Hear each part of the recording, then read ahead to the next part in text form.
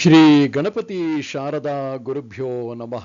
ಶ್ರೋತೃಗಳಿಗೆ ಶಂಕರಾಚಾರ್ಯ ವಿರಚಿತ ಸೌಂದರ್ಯ ಲಹರಿಯಲ್ಲಿ ತಾಯಿಯ ಪಾದಗಳ ಉಗುರುಗಳ ವರ್ಣನೆಯನ್ನು ಮಾಡಿರ್ತಕ್ಕಂತಹ 89ನೆಯ ಶ್ಲೋಕಕ್ಕೆ ಸ್ವಾಗತ. ಬನ್ನಿ ಮೊದಲಿಗೆ ಶ್ಲೋಕವನ್ನು ಕೇಳೋಣ. ನಖೈರ್ನಾಕಸ್ತ್ರೀಣಾಂ करकमलसङ्कोच शशिभिः तरूणां दिव्यानां हसत इव ते चण्डिचरणौ फलानि स्वस्तेभ्यः किसलयकराग्रेण ददतां दरिद्रेभ्यो भद्रां श्रियमनिशमन्नाय ददतौ.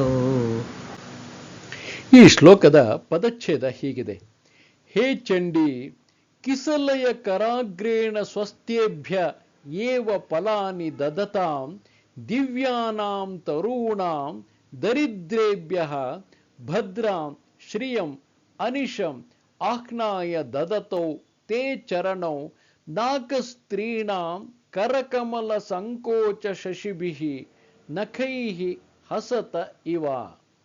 ಹೇ ಚಂಡಿ ಅಥವಾ ಪಾರ್ವತಿಯೇ, ಕಿಸಲಯ ಕರಾಗ್ರೇಣ ಸ್ವಸ್ತೆಭ್ಯ ಏವ ಫಲಾನಿ ದದತಾಂ ದಿವ್ಯಾನಾಂ ತರೂಣಾಂ, ಅಂದರೆ ಪಲ್ಲವವೆಂಬ ಕೈಗಳಿಂದ ಸ್ವರ್ಗದಲ್ಲಿ ಇದ್ದಂಥ ದೇವತೆಗಳಿಗೋಸ್ಕರವೇ ಫಲವನ್ನು ಕೊಡ್ತಾ ಇದ್ದಂತಹ, ಸಾಮಾನ್ಯವಾಗಿ ದೇವತೆಗಳಿಗೆ ಅವರೇ ಉಳಿದವರಿಗೆ ಕೇಳಿದಂಥ ವರವನ್ನು ಕೊಡ್ತಕ್ಕಂಥ ಸ್ಥಿತಿಯಲ್ಲಿ ಇರತಕ್ಕಂತಹವರು ದೇವತೆಗಳು.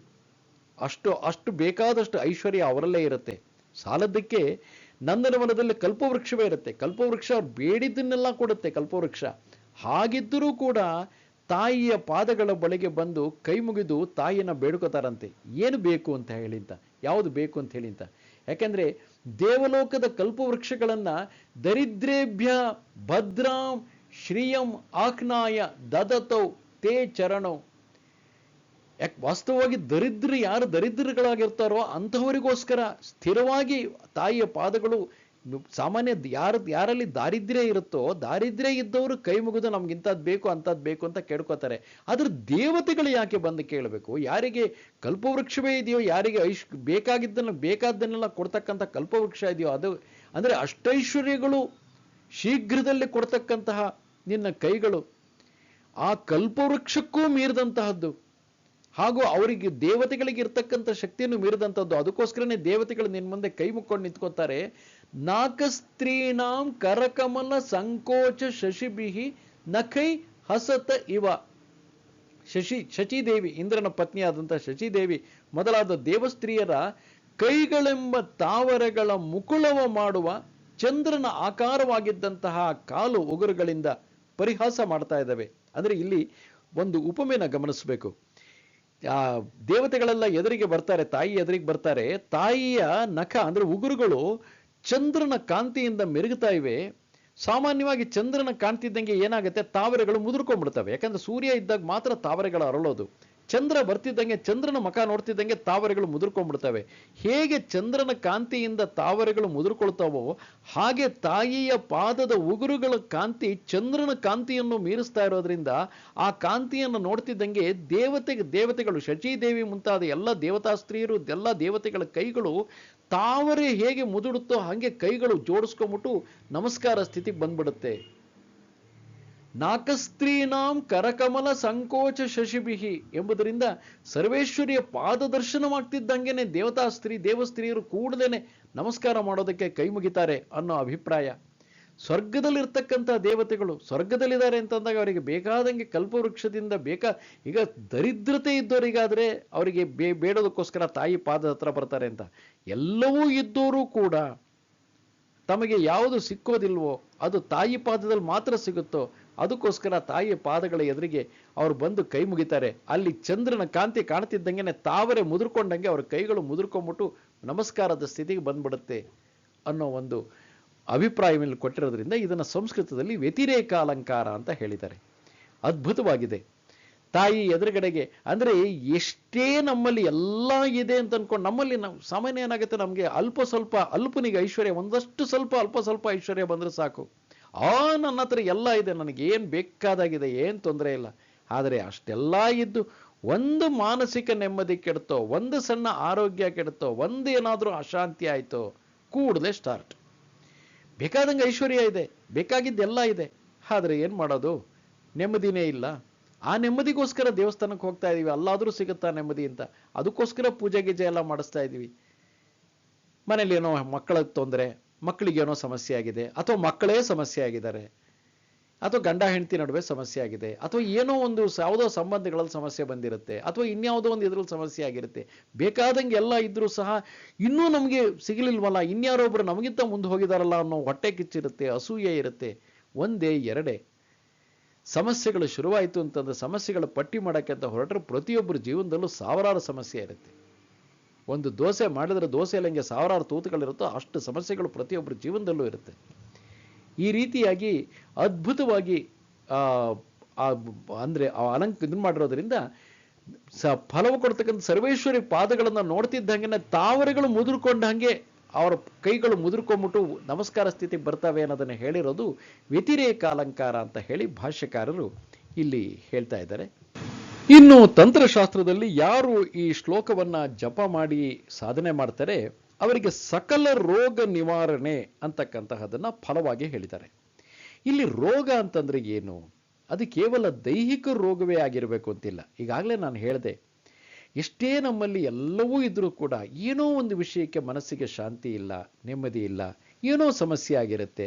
ಆ ಸಮಸ್ಯೆ ನಮ್ಮನ್ನು ಒಳಗಿಂದೊಳಗೆ ಕಾಡೋದಕ್ಕೆ ಶುರುವಾಗುತ್ತೆ. ಇದು ಮಾನಸಿಕ ಸಮಸ್ಯೆ ಆಗಿದ್ದಾಗಲೇ ನಾವು ಸಾಧ್ಯವಾದಷ್ಟು ಅದನ್ನು ಪರಿಹರಿಸ್ಕೊಳ್ಳೋದಕ್ಕೆ ಏನು ಮಾಡಬೇಕು ಪ್ರಯತ್ನ ಮಾಡದೆ ಹೋದರೆ ಅದು ಕೊನೆಗೆ ದೈಹಿಕ ಸಮಸ್ಯೆಯಾಗಿ ಕಾಡೋದಕ್ಕೆ ಶುರುವಾಗುತ್ತೆ. ಶುಗರು, BP 108 ಕಾಣಿಸ್ಕೊಳ್ಳೋಕೆ ಶುರುವಾಗುತ್ತೆ. ಅದನ್ನು ತಡೆಯೋದು ಕಷ್ಟ ಆಗುತ್ತೆ. ಈಗ ಅದಕ್ಕೆಲ್ಲ ನೀವು ಗುಣ ಮಾಡ್ಕೊಳ್ಳೋದಕ್ಕೋಸ್ಕರ 108 ಔಷಧಿಗಳನ್ನು ತಗೋಬೇಕು. ಔಷಧಿಗಳು ತಗೊಂಡ್ರೆ ಪ್ರತಿಯೊಂದು ಔಷಧಿ ತಗೊಂಡಾಗಲೂ ಅದರದ್ದು ಎಫೆಕ್ಟ್ಗಿಂತ ಸೈಡ್ ಎಫೆಕ್ಟೇ ಜಾಸ್ತಿ ಇರುತ್ತೆ. ಆ ಸೈಡ್ ಎಫೆಕ್ಟ್ಗಳು ಇನ್ನೊಂದಿಷ್ಟು ಹೊಸ ಕಾಯಿಲೆಗಳನ್ನು ಹುಟ್ಟಾಕ್ತವೆ. ಅದಕ್ಕೆ ಮತ್ತೆ ಮೆಡಿಸಿನ್ ತಗೋಬೇಕಾಗುತ್ತೆ. ಈ ಒಂದು ವಿಷವರ್ತುಲದಲ್ಲಿ ಸುತ್ತಾನೇ ಇರ್ತೀವಿ. ಹೊರಗೆ ಬರೋದು ಹೇಗೆ? ಅದಕ್ಕೆಲ್ಲ ಮೂಲ ಏನು ಅಂತಂದ್ರೆ, ಹೇಗೆ ದೇವಾನುದೇವತೆಗಳು ಅವರಲ್ಲಿ ಎಲ್ಲ ಸಕಲ ಐಶ್ವರ್ಯಗಳು ಇದ್ರು, ಕೇಳಿದ್ದನ್ನೆಲ್ಲ ಕೊಡ್ತಕ್ಕಂತಹ ಕಲ್ಪವೃಕ್ಷ ಅವರಲ್ಲೇ ಇದ್ರು, ಅವರ ನಂದನವನದಲ್ಲೇ ಇದ್ರು ಕೂಡ ತಾಯಿಯ ಪಾದ ನಖಗಳನ್ನ ಕಾಣ್ತಿದ್ದಾಗೇನೆ ಕೈ ಮುಕ್ಕೋತಾರೆ. ಹಾಗೆ ನಮ್ಮಲ್ಲಿ ಎಷ್ಟೆಲ್ಲ ಏನೆಲ್ಲ ಇದ್ರೂ ಸಹ ತಾಯಿ ಕೃಪೆಗೋಸ್ಕರ ನಾವು ಒಂದು ಹ್ಯುಮಿಲಿಟಿ, ಒಂದು ಆ ವಿನಮ್ರತೆಯಿಂದ ತಾಯಿ ಪೂಜೆ ಮಾಡ್ತಾ ತಾಯಿ ಭಕ್ತಿನಲ್ಲಿ ಮೈ ಮುಳುಗಿ, ಹಾ ತಾಯಿ ಇದ್ದಾಳೆ, ಏನೇ ಕಷ್ಟ ಬಂದರೂ ಸಹ ಜೀವನದಲ್ಲಿ ಏನೇ ಸಮಸ್ಯೆ ಬರಲಿ, ಏನೇ ತೊಂದರೆ ಬರಲಿ, ತಾಯಿ ನೋಡ್ಕೋತಾಳೆ. ಆಕೆನೇ ಹುಟ್ಟಿಸಿರ್ತಕ್ಕಂಥ ಮಕ್ಕಳು ನಾವು, ನಮ್ಮನ್ನಲ್ಲದೆ ಆಕೆ ಇನ್ಯಾರು ನೋಡ್ತಾಳೆ? ನಾವು ಏನೇ ತಪ್ಪು ಮಾಡಿರ್ಬೋದು ಜೀವನದಲ್ಲಿ. ಆ ಕಾರಣಕ್ಕೋಸ್ಕರನೇ ಶಂಕರಾಚಾರ್ಯರು ಸೌಂದರ್ಯ ಲಹರಿ ರಚನೆ ಆರಂಭದಲ್ಲೇ ಬರುತ್ತೆ. ಯಾತಕ್ಕೆ ಬಹಳಷ್ಟು ಜನ ಮುನ್ನುಡಿಲ್ಲ ಅದನ್ನು ಬರೆದಿದ್ದಾರೆ. ಯಾತಕ್ಕೆ ಶಂಕರಾಚಾರ್ಯರು ಅದ್ವೈತ ಮತ ಪ್ರಚಾರಕರವರು, ಅಹಂ ಬ್ರಹ್ಮಾಸ್ಮಿ ಅಂತಂದವರು, ಬ್ರಹ್ಮ ಏಕ ಸತ್ಯಂ ಜಗನ್ಮಿಥ್ಯ, ಬ್ರಹ್ಮ ಒಂದೇ ಸತ್ಯ ಅಂತಂದವರು, ಅಂಥವ್ರು ದೇವಿ ಪೂಜೆಗೆ ಯಾಕೆ ಬಂದರು? ಯಾಕೆ ಅಂತಂದರೆ ಬ್ರಹ್ಮ ಅಂತಕ್ಕಂತಹ ಒಂದು ಕಲ್ಪನೆ ಎಲ್ರಿಗೂ ಬರೋದಕ್ಕೆ ಸಾಧ್ಯವಿಲ್ಲ. ಅದನ್ನ ಏನು ಅಂತ ಅರ್ಥ ಮಾಡ್ಕೊಳ್ಳೋದಕ್ಕೆ ಬಹಳಷ್ಟು ಜನಕ್ಕೆ ಆಗೋದಿಲ್ಲ. ಹಾಗಿರ್ಬೇಕಾದ್ರೆ ತಾಯಿ ಅಂತಿದ್ದ ಹಾಗೇನೆ, ಅಮ್ಮ ಅಂತ ಹೇಳ್ತಿದ್ದ ಹಾಗೇನೆ ನಮ್ಮಲ್ಲಿ ಒಂದು ಒಳಗಡೆ ಅಂತಃಕರಣ ಇರುತ್ತೆ. ನನ್ನ ತಾಯಿ, ಹೆತ್ತ ತಾಯಿ ನೆನಪಿಗೆ ಬರ್ತಾಳೆ. ಆ ತಾಯಿ ನಾನು ಏನೇ ತಪ್ಪು ಮಾಡಿದ್ರು ಕ್ಷಮಿಸ್ತಾ ಇದ್ಲು, ನಾನು ಕೇಳಿದ್ದನ್ನೆಲ್ಲ ಮಾಡ್ಕೊಡ್ತಾ ಇದ್ಲು. ನನ್ನ ಹುಟ್ಟಿದಂದಿನಿಂದ ಮಲೆ ಹಾಲನ್ನು ಕುಡಿಸಿದ್ರಿಂದ ಹಿಡಿದು ಎಷ್ಟು ವರ್ಷಗಳು ನಮ್ಮಮ್ಮ ನನ್ನ ಜೊತೆಯಲ್ಲಿದ್ಲು. ಅವಾಗ ನಾನು ಕೇಳಿದ್ದನ್ನೆಲ್ಲ ಮಾಡಿಕೊಟ್ಟು ನಾವು ಸಾಕಿ ಸಲಹೆ ಮಾಡಿದ್ಲು. ಆದರೆ ಅವಳು ಯಾವತ್ತೂ ನನ್ನ ಮೇಲೆ ಕೋಪಿಸ್ಕೊಳ್ಳೋದು ಇದು ಮಾಡೋದು ಮಾಡಿದ್ದೇ ಇಲ್ಲ. ಕೋಪ ಬರಲೇಬಾರದು ಅಂತಿಲ್ಲ, ಕೋಪ ಬರ್ತಾ ಇರುತ್ತೆ. ಆದರೆ ಮಾಡಿದ ತಪ್ಪನ್ನು ಬಹಳ ಬೇಗ ಕ್ಷಮಿಸ್ಬಿಡ್ತಾಳೆ. ತಂದೆಗೂ ತಾಯಿಗೂ ಅದೇ ವ್ಯತ್ಯಾಸ. ತಂದೆ ಅದನ್ನು ಮಗನ ಯೋಗ್ಯತೆಯನ್ನು ನೋಡಿ ಆಮೇಲೆ ಕೊಡ್ತಾನೆ. ಆದರೆ ತಾಯಿ ಹಾಗಲ್ಲ, ಆ ಯೋಗ್ಯತೆ ಅನ್ನೋದನ್ನೇ ನೋಡೋಕೆ ಹೋಗೋದಿಲ್ಲ. ಮಕ್ಕಳು ನನ್ನನ್ನಲ್ಲದೆ ಇನ್ಯಾರನ್ನು ಕೇಳೋದಕ್ಕೆ ಸಾಧ್ಯ? ಸರಿ ಹೋಗ್ಲಿ, ಏನೇ ತಪ್ಪು ಮಾಡಿದ್ರು ಬಹಳ ಸುಲಭವಾಗಿ ಕ್ಷಮಿಸ್ಬಿಡ್ತಕ್ಕಂಥವಳು ತಾಯಿ. ಆ ಕಾರಣದಿಂದಾಗಿ ತಾಯಿಯ ಸ್ವರೂಪದಲ್ಲಿ, ಅದೇ ಪರಬ್ರಹ್ಮನನ್ನೇ ತಾಯಿಯ ಸ್ವರೂಪದಲ್ಲಿ ನೋಡಿ ನಾವು ಬೇಡ್ಕೊಂಡಾಗ ನಮ್ಮ ಮನಸ್ಸಿನಲ್ಲಿ ಆ ಒಂದು ಶರಣಾಗತಿ ಭಾವ ಇದೆಯಲ್ಲ, ಅದು ಬಹಳ ಸುಲಭವಾಗಿ ಬರುತ್ತೆ. ಆ ಶರಣಾಗತಿ ಅನ್ನೋದು ಬಂತು ಅಂತಂದ್ರೆ ಅಲ್ಲಿಂದನೇ ಭಕ್ತಿ ಅನ್ನೋದು ಮೂಡುತ್ತೆ. ಆ ಭಕ್ತಿ ಅನ್ನೋದು ಮೂಡಿತು ಅಂತಂದ್ರೆ ಆ ಶರಣಾಗತಿ ಭಕ್ತಿಯ ಮೂಲಕನೇ ಜ್ಞಾನ ಅನ್ನೋದು ನಮ್ಮ ಒಳಗೆ ಇಳಿಯುತ್ತೆ. ಆ ಜ್ಞಾನ ನಮಗೆ ಮೋಕ್ಷವನ್ನು ಕೊಡುತ್ತೆ, ಮುಕ್ತಿಯನ್ನು ಕೊಡುತ್ತೆ. ಆ ಕಾರಣಕ್ಕೋಸ್ಕರ ಶಂಕರಾಚಾರ್ಯರು ಏನು ಮಾಡಿದ್ರು, ಎಲ್ರಿಗೂ ನೇರವಾಗಿ ಜ್ಞಾನ ಸಿದ್ಧಾಂತ ಅರ್ಥ ಆಗೋದಿಲ್ಲ. ಬಹಳಷ್ಟು ಜನಕ್ಕೆ ಭಕ್ತಿ ಸರಳವಾದ್ದು, ಸುಲಭವಾದ್ದು. ಆ ಕಾರಣಕ್ಕೋಸ್ಕರನೇ ಯಾರು ಶ್ರೀನಿವಾಸನ್ನೇ ಇದು ಅನ್ಕೊಂಡಿರ್ತಾರೋ ಅವರಿಗೆ ಭಜಗೋವಿಂದಂ ರಚನೆ ಮಾಡಿದ್ರು. ಯಾರು ಶಿವನ ಭಕ್ತರಿರ್ತಾರೋ ಅವರಿಗೆ ಶಿವಾನಂದ ಲಹರಿ ಬರೆದ್ರು. ಯಾರು ತಾಯಿನ ಅಮ್ಮ ಅನ್ನೋ ಭಾವದಲ್ಲಿ ಇದು ಮಾಡ್ತಾರೋ ಅವ್ರಿಗೋಸ್ಕರ ಸೌಂದರ್ಯ ಲಹರಿ ಬರೆದ್ರು. ಇಷ್ಟೆಲ್ಲ ಬರೆದಿದ್ರ ಉದ್ದೇಶ ಏನು? ಅವರಿಗೆ ಅದು ಯಾವುದರ ಅವಶ್ಯಕತೆನೂ ಇರಲಿಲ್ಲ. ಅವರು ಆಗಲೇ ಒಂದು ಸ್ಥಿತಿಯನ್ನು ತಲುಪಿದ್ರು. ಆದರೆ ಪ್ರತಿಯೊಬ್ಬರಿಗೂ ಕೂಡ ಅದರಿಂದ ಸಹಾಯ ಆಗಬೇಕು ಅನ್ನೋ ಕಾರಣಕ್ಕೋಸ್ಕರ ಬರೆದ್ರಲ್ಲ. ಹಾಗೆ ನಮಗೆ ಏನೇ ಇದ್ರೂ ಸಹ, ನಮ್ಮಲ್ಲಿ ಏನೇ ಇದ್ರೂ ಸಹ ಆ ಒಂದು ವಿನಮ್ರ ಭಾವದಿಂದ ಆ ಒಂದು ಪರಾಶಕ್ತಿಗೆ ನಾವು ಪರಾಶಕ್ತಿಗೆ ಕೈ ಮುಗಿದು ವಿನಮ್ರ ಭಾವದಿಂದ ಆಕೆ ಚರಣಗಳಲ್ಲಿ ತಲೆ ಬಗ್ಗಿಸುವಂಥ ಒಂದು ಅಭ್ಯಾಸನ ನಾವು ಬೆಳೆಸ್ಕೊಂಡ್ರೆ ಸಾಕು. ನಮ್ಮ ಎಷ್ಟೋ ಕಾಯಿಲೆಗಳು ಏನಪ್ಪ ಮಾಡಲಿ, ಈ ಸಮಸ್ಯೆ ಶುರುವಾಗಿದೆಯಲ್ಲ, ಈ ಸಮಸ್ಯೆಗೆ ಏನಪ್ಪ ಮಾಡಲಿ ಅಂತ ನಾವು ಎಷ್ಟೊಂದು ಒಳಗಡೆಯಿಂದ ಪ್ರೆಷರ್ ತಗೋತೀವೋ ಅಷ್ಟು ಬ್ಲಡ್ ಪ್ರೆಷರ್ ಜಾಸ್ತಿ ಆಗುತ್ತೆ. ಬ್ಲಡ್ ಪ್ರೆಷರ್ ಜಾಸ್ತಿ ಆಗ್ತಿದ್ದಂಗೆ ಅದರ ಬೆನ್ನಿಗೆ ಶುರುವಾಯಿತು, ಉಳಿದೆಲ್ಲ ಕಾಯಿಲೆಗಳು ಶುರುವಾಗುತ್ತೆ. ಏನೋ ಬಂದಿದೆ, ಮನುಷ್ಯನಿಗೆ ಬರದೆ ಇನ್ನೇನಿಗೆ ಬರುತ್ತೆ ಕಷ್ಟ? ಮರಕ್ಕೂ ಕಷ್ಟ ಬರುತ್ತೆ, ಮನುಷ್ಯನಿಗೆ ಬರದೆ ಮರಕ್ಕೆ ಬರುತ್ತೆ ಅಂತಂತಾರೆ. ಮರಕ್ಕೂ ಕಷ್ಟ, ಕಾಯಿಲೆಗಳು ಬರ್ತವೆ. ಸ್ಥಾವರಗಳಿಗೆ ತೊಂದರೆಗಳು ಬರ್ತವೆ. ಕಲ್ಲನ್ನೇ ಒಡೆದು ಕುಟ್ಟಾಕ್ತಾರೆ ಜನ.